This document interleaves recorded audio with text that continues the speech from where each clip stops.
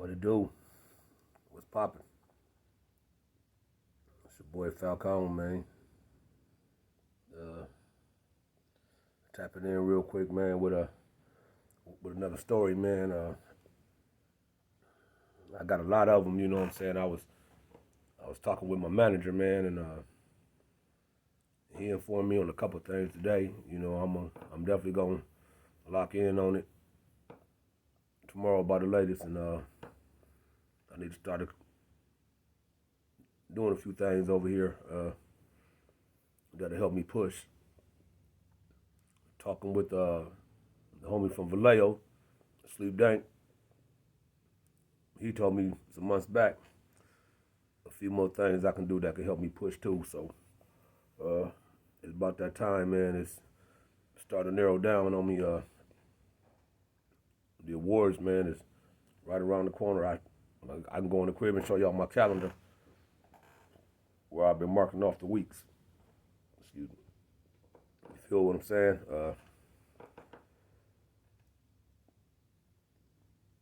Man, you know, if I talk about it, it'll almost be like I'm bragging. But if I don't talk about it, some of the things y'all probably won't know. I can't tell y'all everything, but I will be having a book coming. Uh, I ain't thought of a title or nothing like that yet, but it's for sure gonna be a book coming. You know what I'm saying? For some of those that like to take the long trips,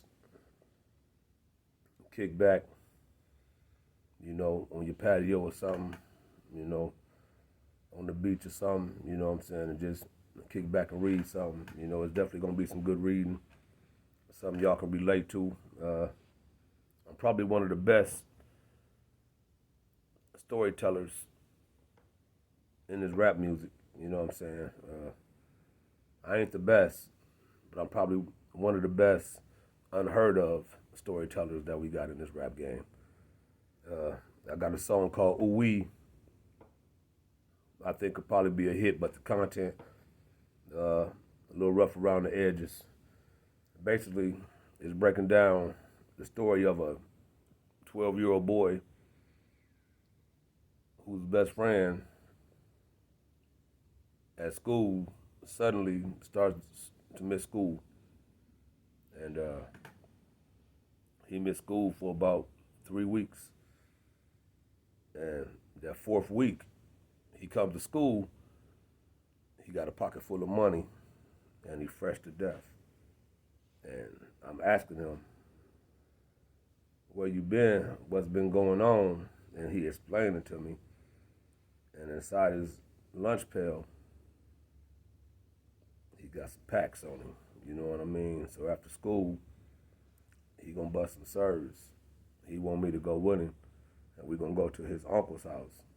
And his uncle not only gonna show him, but gonna bring me along and teach me the process of cooking and manufacturing.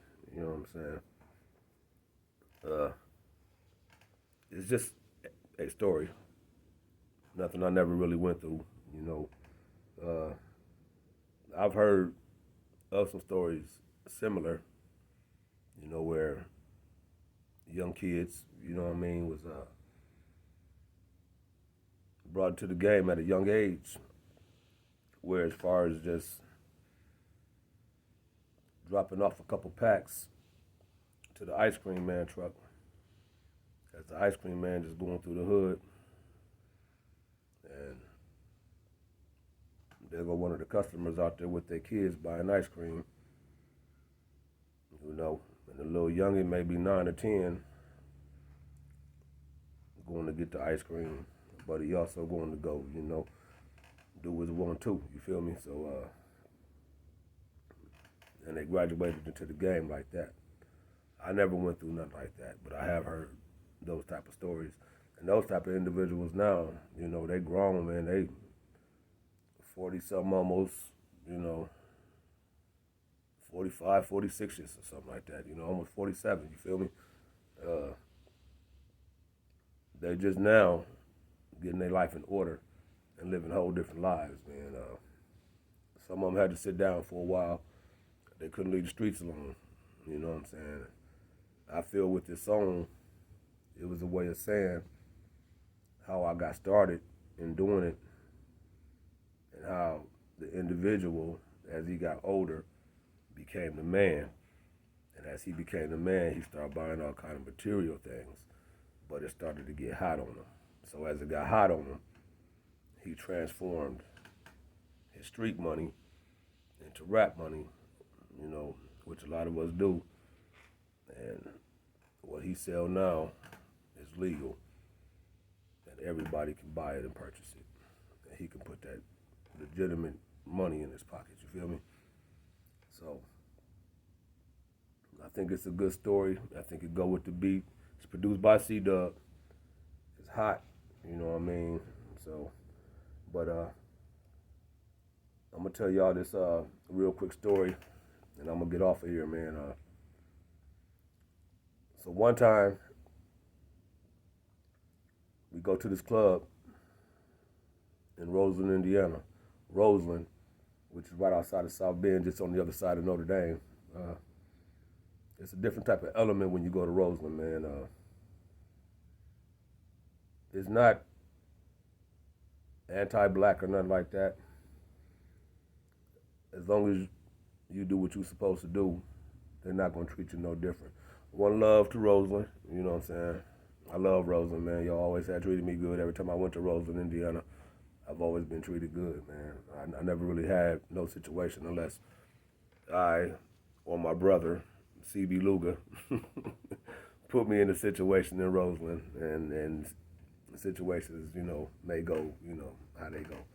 But anyway, we have been doing this club for a while. This club was holding local rap acts.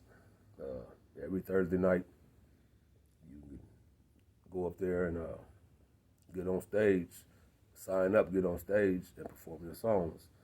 So the problem they were having up there at the time is a lot of artists from the area. You know, you had some that was really getting some jump, some that was really, you know what I'm saying, and without even really making it, already some of them, you know what I'm saying, start to develop egos, and then it's cliques being formed, and this individual may not like an individual that you might be getting down with. You feel what I'm saying? So since you're getting down with that individual, you automatically become an instant target on that list. Without throwing no names out there, I can recall rocking a show for my birthday. They was holding an open mic in my neighborhood in River Park. Me and my little brother Zoe, you know, I dropped Zoe names, don't know what it is. We go up there, you know what I'm saying? So my job is to go, you know, hop on, do my set. I'm gonna rock it. I gotta kind of watch out for my little brother, because little bro kind of like to drink a little bit. He ain't gonna really get in no trouble or nothing, but I don't want nobody starting up with him, you know what I'm saying? And it may go left, you know. But as long as he cool, you know what I'm saying, I'm cool, you know what I'm saying, and everything else is gonna be cool. So we get to the spot in my hood, you know, I'm fresh to death. It's my birthday. I think it's a Thursday or something. So I got a pocket full of money, you know what I'm saying? It's all on me, you feel me? It's just me and my little brother, you know what I'm saying? So I take to the stage, you feel me? And unbeknownst to me, there's some individuals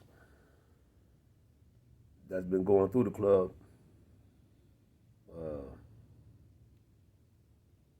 kind of wanted to know who I was with, so to speak.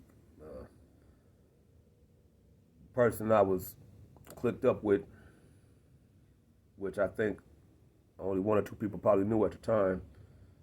They was like, oh yeah, that's my dude, that's my dog, oh yeah, that's my G, you know what I'm saying? He from whoop-de-whoop-de-whoop, you know what I'm saying? We go way back. He's like a fucking legend, and you know what I'm saying? And me and the homie had clicked up, you feel me? And we was about to do something deadly, man. It was just taking a little time, you know what I'm saying, like to jump.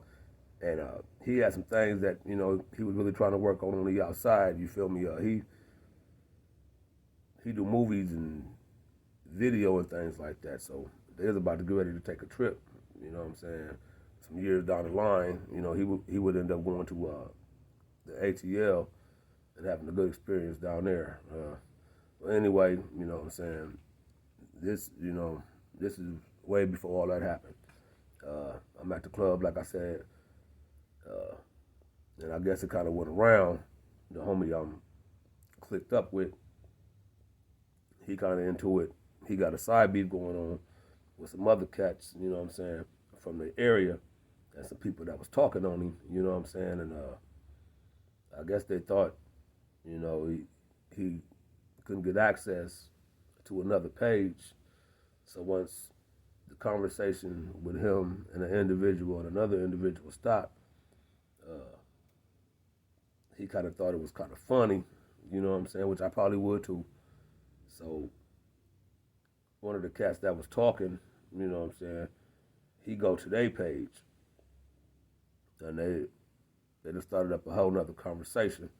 But guess what the topic of the conversation is, you know what I'm saying? It's my dude, you know what I'm saying, I clicked up with, I said, I don't know none of this, you know what I'm saying? I'm recording. I'm doing probably like 4 songs a day. Knocking them out, y'all. Killing it, you feel me? And so I go do at least 3, you know what I'm saying, for my birthday, you know what I'm saying, to kind of open it up and kind of shed light, you know what I'm saying, just a little bit, let them know, yeah, there's some fire over here, you know what I'm saying. I'm a name in the city, you feel what I'm saying? And so as I proceed to do my thing, you feel me, I noticed by this time there's some cats kind of coming to the front. It's probably about 4 or 5 of them. It's a little round table right there, you know what I'm saying? So they sit down at the round table. Like I said, it's like 4 or 5 of them. They kind of like spaced apart, but they close enough at the same time where everybody kind of, leaning in and they conversating. Ain't nobody got their back to me. Everybody is, they're at this round table, but they like half. You see what I'm saying? There's 5 of them though. They're checking me out. So as I'm getting down, I'm kind of seeing the heads. You see what I'm saying? And that's when it was, I ain't no dum-dum, you feel me? It wasn't about to be no funk or nothing because they beef wasn't with me, you know what I'm saying? They beef was just with who I was rocking with, I guess, you know what I'm saying? Who I had clicked up with. So I kind of felt the energy, you know what I'm saying? I ain't gonna lie to y'all. I kind of felt the energy. I wasn't scared of nothing, you know what I'm saying? I kind of felt the energy. So at about, I like to get, I like to go on early, man. So I know a lot of people, you know what I'm saying, they go on, after midnight.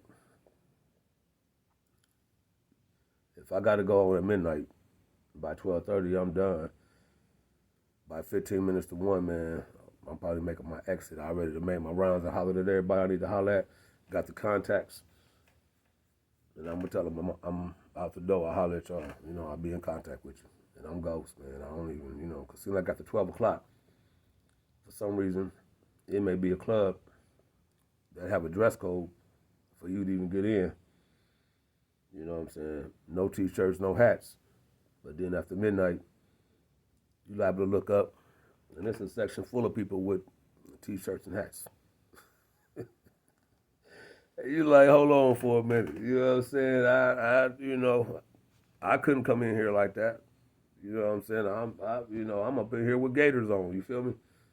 And here goes somebody up in here with, you know what I'm saying, with some Nike Air Maxes. You know what I'm saying? Just in case it go down, they can break, or, you know what I'm saying, they can stable up and do what they got to do if they got to do what they got to do. You feel me? Me,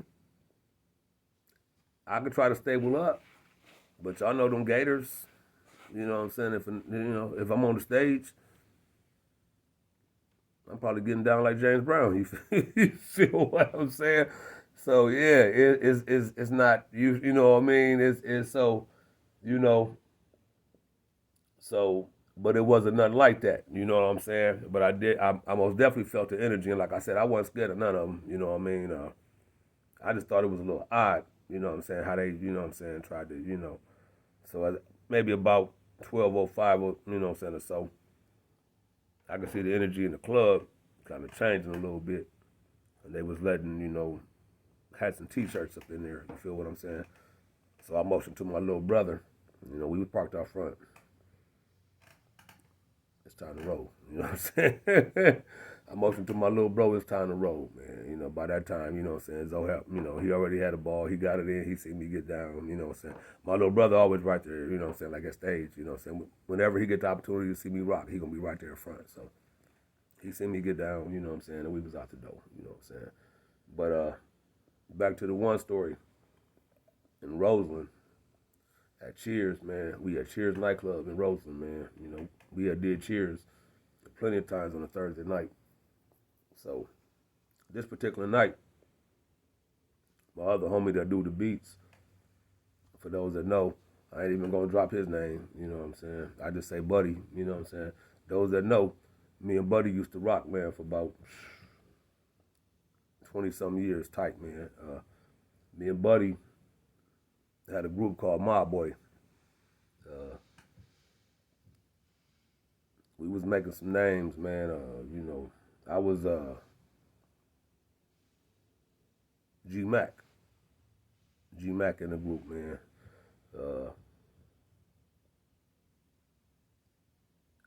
I wouldn't say I was the leader of the group, but I was the leader of the group. In a lot of our songs, man, especially in the early part,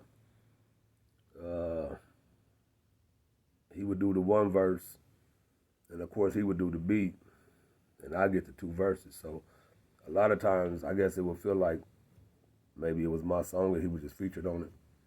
But as I was trying to tell Buddy, you know what I'm saying, you're going to get production rights to whatever, you know what I'm saying. You my sound right now, bro. You know what I'm saying? Everything coming out right now is out of your mind, and I'm just putting my rhymes to it, man. And we was kind of jumping, man, you know what I'm saying, like for a minute, especially at Cheers, you know what I'm saying. With my boy, sometimes we stepped through the door, you know what I'm saying. They knew what time it was. There was never no beef or no drama or nothing, but they know when we take it to that stage, it was going to be a whole different fucking ball game, you know what I'm saying. And this is where we would get these motherfuckers at. Like I said, when you a local act, and you kind of got a little, you kind of got a little juice. Your head, you know what I'm saying, sometimes it tend to swell. You feel what I'm saying? So when your head starts to swell, you develop this ego. And sometimes, when you do these local shows, the egos in the room will be so thick, man. You know what I'm saying? You can just do this, and you be able to see that motherfucking cross or that X that you just drew. It just be that thick in there sometimes. So what we would do is, once we peep out the game and how it went down, so I'm an early bird anyway, I could rock my set and just network through the club afterward, you know what I mean? So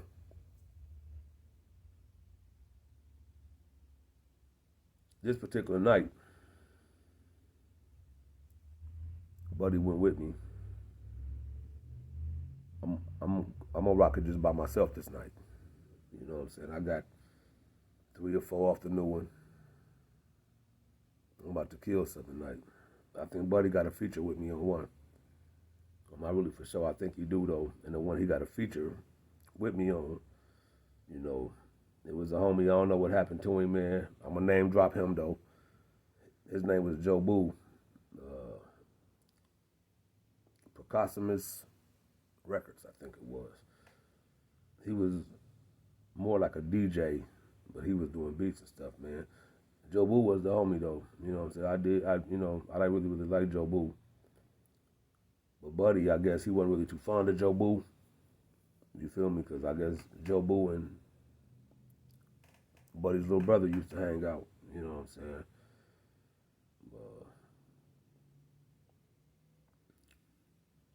But Buddy had kind of started letting personal stuff interfere with the music, which was hurting our group. And if you hurt the group, that means nobody could advance, not even the group. You feel what I'm saying? So after a certain time, I felt like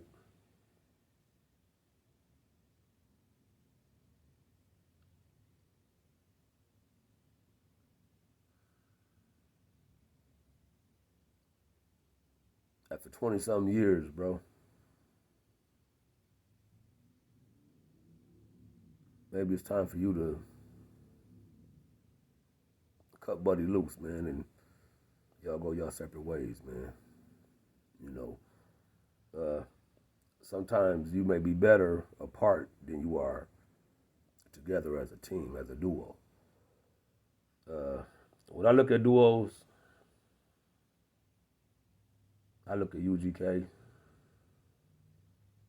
I look at Outkast, I look at A-Ball and MJG.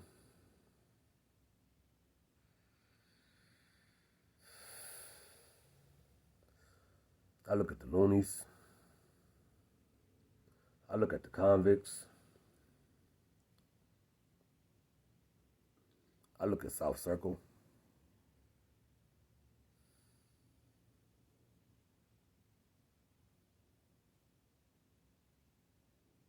I look at Black Sheep. You see what I'm saying? I look at Top Authority.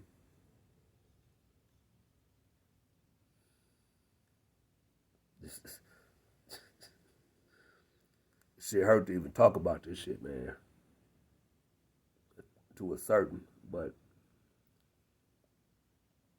20 years, bro. Just, and at one time, Buddy was tight as fuck, man. Buddy could put something together that'll really make you have to work, man, and just try to keep up with Buddy. You know what I'm saying? Like Buddy, I remember Buddy had a line one time, man. It's probably one of the dopest lines I probably ever heard in rap music, bro. I'm not even lying to you. And you know how many dope cats it is in rap music? How many dope lines somebody done said in rap? When Rakim said, I take 7 MCs and put them in the line, and take 7 MCs who think they can rhyme. And it'll take 7 more before I go for mine. Now that's 21 MCs ate up at the same time. It was that powerful. This line was that powerful, bro. Listen to me when I speak to you. I'm a lyricist. I know lyrics, bro. When the motherfucker spit lyrics, I know lyrics, bro. I know when you've been in your notebook and when you got bars and when you spitting some garbage. You can't present a pile of shit to me and spray painted gold and say this is it.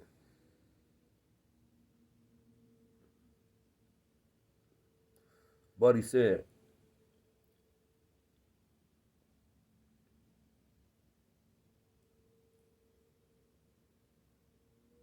I'm sick as a disease and lead poison in your hood, coming with furious styles, like Trey Daddy from Boys in the Hood.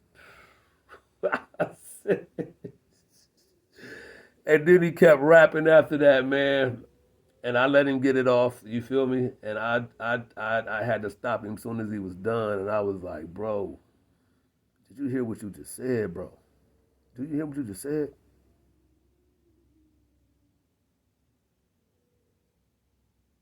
Hazardous to your health or something, like lead poison in your hood, coming with furious styles, like Trey Daddy from Boys in the Hood. What was Trey's daddy's name from Boys in the Hood? If that ain't an entendre for your ass, man, before motherfuckers even thought of the word entendre, man, this nigga, he spit it. I heard it. I'm the tightest nigga in it with the lyrics and the bars. He made me, I couldn't even tell you what the fuck I wrote. I couldn't even tell you what the fuck, how my verse even started. That one little line he spit right there, that just killed the whole motherfucker song, man. And it was tight. And it fit. And he did the beat. See, Buddy, at one time, Buddy was tight with it. But then, Buddy started asking for shit that wasn't no good for him. You feel me? And then when he started getting it, it's like he couldn't accept it. And certain situations, what you may do that you feel is good or make you feel good, in the long run, that same feel good type of feeling is gonna bring some hurt to you. And he ended up just, he was just being him, man, and he just started doing him, man. It wasn't nothing bad. He kind of put the rap music up. I guess he might still be doing it. I don't know. But before I just automatically just said I was, just done with, what I'm saying, just the whole idea of just doing, I turned him on to how he can, get his label started, and I kind of gave him the green light, because his dream was he really didn't want to rap anyway. He wanted to, do beats and start his own record label. That was his dream. So I kind of gave him like the round tracks of how to get that going. He contacted me. He thanked me. You know what I'm saying? I guess he was waiting for some more stuff to come through the mail. And he was going to be all the way official, man. He was going to get his barcodes and code numbers. So anything he dropped, you feel what I'm saying? He put that code on it. He could put it in stores and put it on shelves, whatever, what I'm saying? It ain't got to be music. It could be just a product, what I'm saying? He just thought of. If it's good, he can put that barcode on it, man. As long as you get everything passed and certified, you feel me, through the what's that? FDAC or whatever, the FDEC or whatever it is. What I'm saying? Like, like the Food Administration or whatever. What I'm saying? He'd be all right if it's something like that to throw on the shelf. What I'm saying, that you got to eat or consume. But I just kind of did that for him, man. And I ain't looking for no pat on the back or nothing.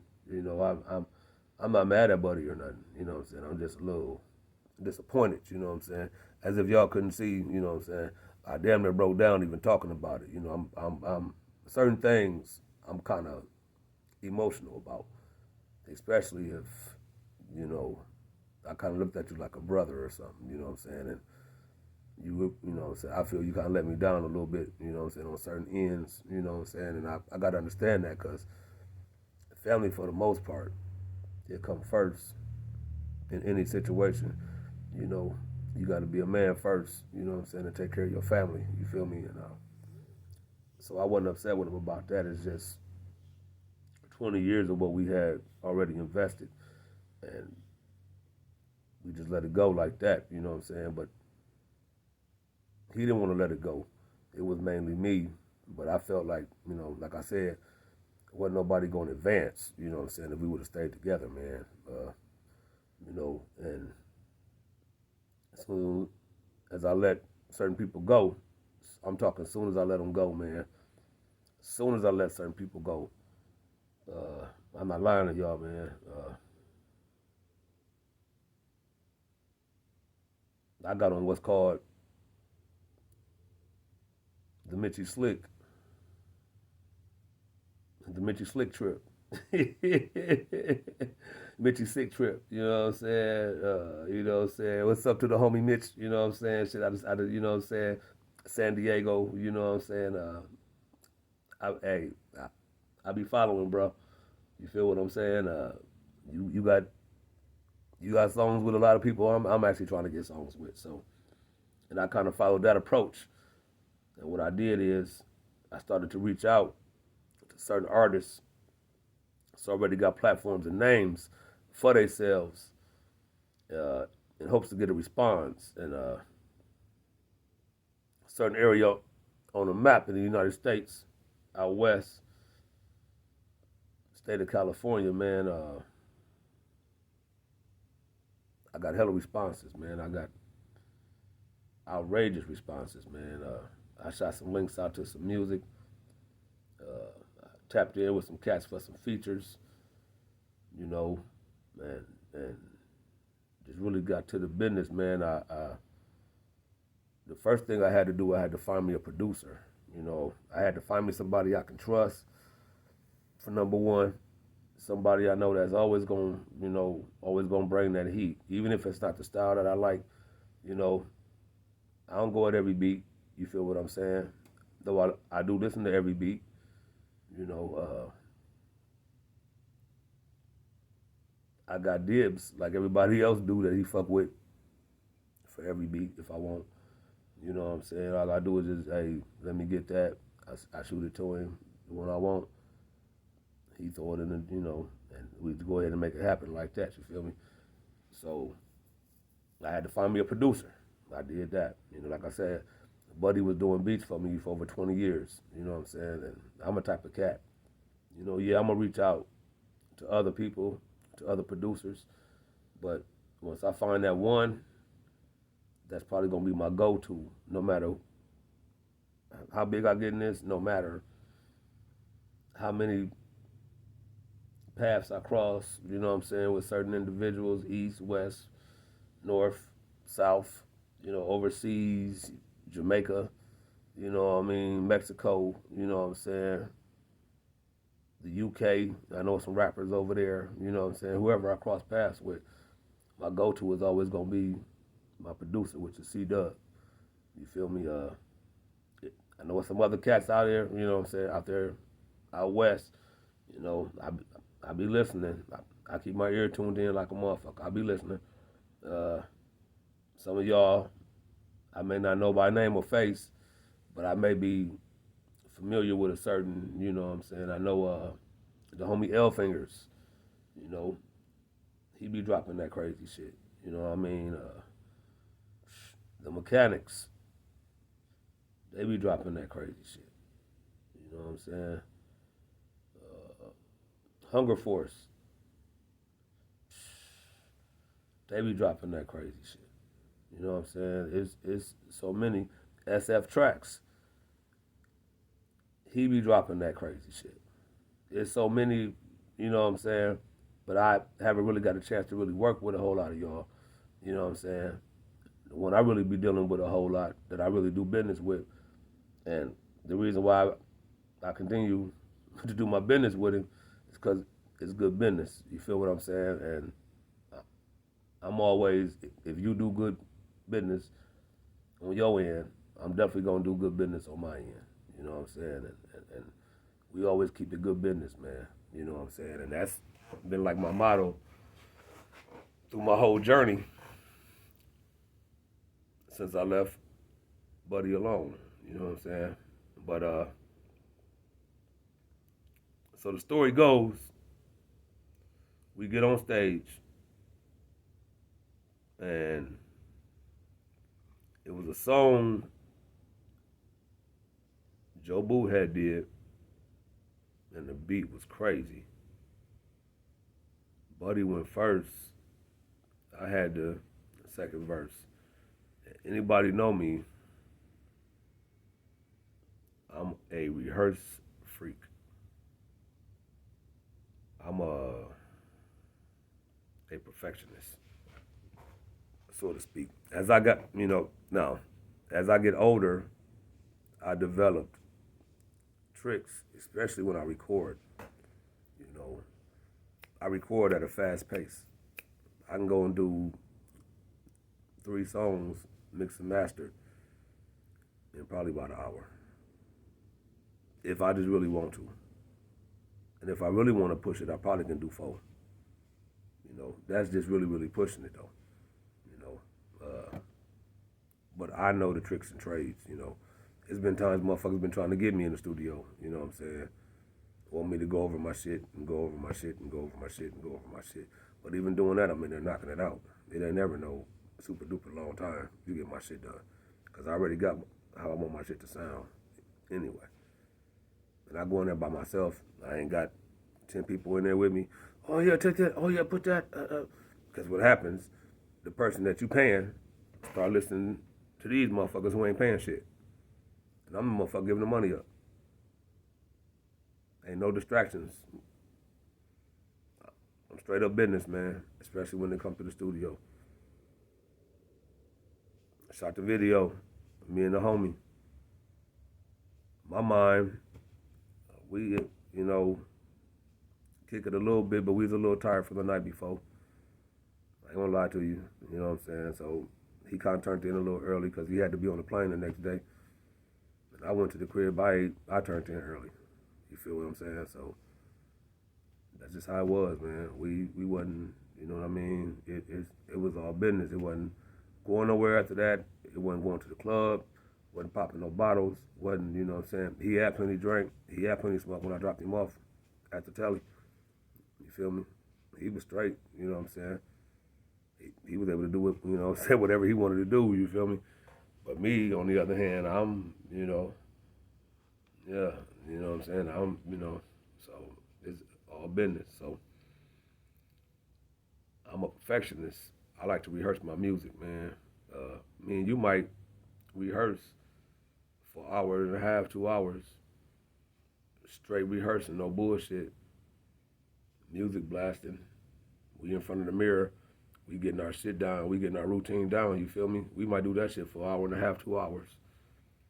And I bet you on my life, when I go home, I'm gonna put the same beat on and I'm gonna turn it up and I'm gonna get in front of my mirror inside my room and I'm gonna do the same routine by myself and I'm gonna hit all my parts.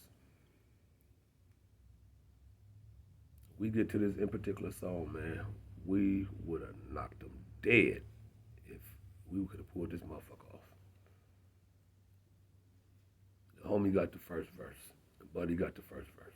The buddy go up there. He spit. But see, Buddy ain't really been rehearsing for number one. See, Buddy don't really like Dude that much. He okay with the beat, but since he don't like Dude, he ain't really feeling the shit. You feel what I'm saying? So he up there and he doing whatever, you know what I'm saying? And why when he would start missing his parts, gonna turn around and look at the DJ and gonna say, cut, next song. Next song?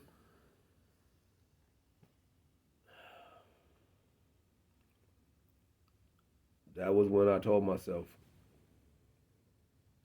this is the last time me and Buddy gonna ever go on stage and perform together. And it was. Though he talked about doing shows and hooking up and me and him doing, that was the last time. You know, just think if that was for the bread and that song was circulating, people came to hear it, you gonna turn around and look at the DJ and say, cut? No.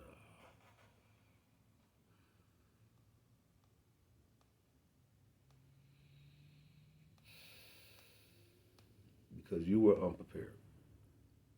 Groups.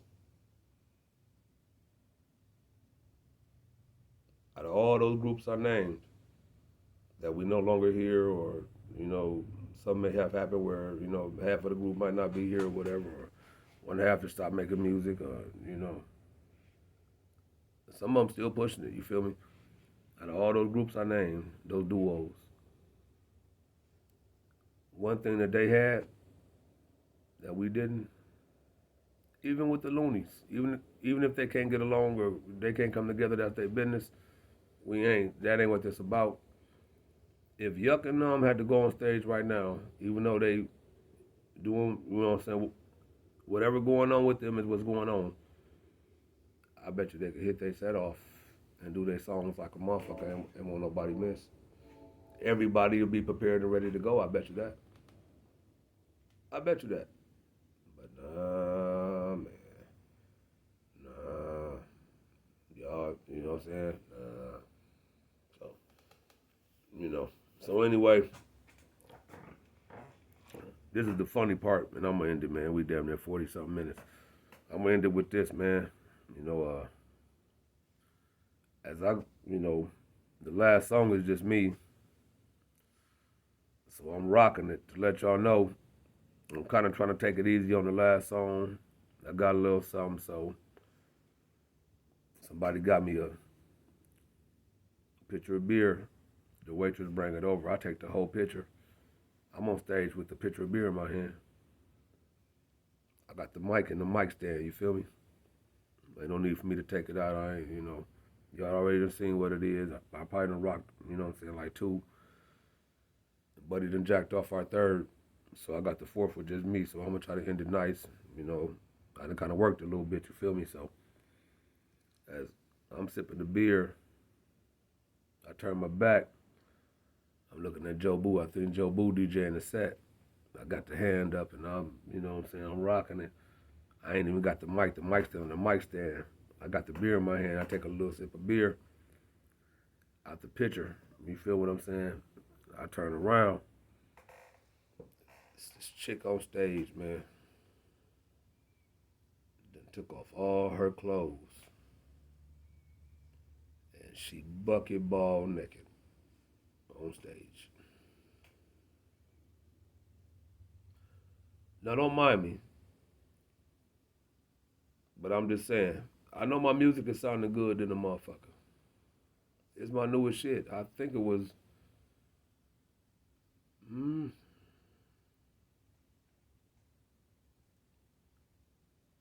probably was the best kept secret. I had dropped something called the best kept secret. Kind of letting everybody know, you know what I'm saying, I'm the shit in the city that y'all don't know about, you feel me? Y'all better watch out. It was kind of like that type of move, So, and she just standing there, and then she get to gyrating. I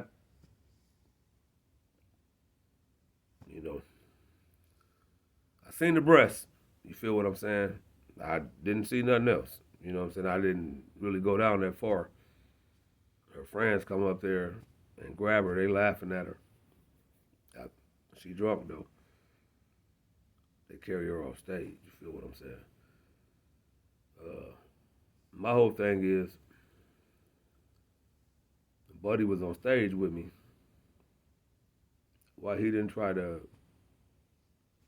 come in between and like, nah, this ain't that. Y'all get your friend, y'all cover up. He probably didn't want to mess my set up, but that wouldn't have messed it up. That was, like I said, that was the fourth song, and that was so unexpected, man. You know what I'm saying? She was bucket ball naked. I was like, man, it's crazy, man. Sometimes when you get a little alcohol in you, and the music may take you to a certain place, so I'm saying. And at that moment, I knew I had the power with my music that I can kind of control the crowd and how I get down and rock and make them feel good. So with that being said, man, it's your boy Russell Falcõn, man. I love y'all, man. Y'all stay on the high note. You know what I'm saying? Don't be a lesson in nobody's life, man. Y'all be a blessing, man. I love y'all, man, and y'all keep it smooth. Yay!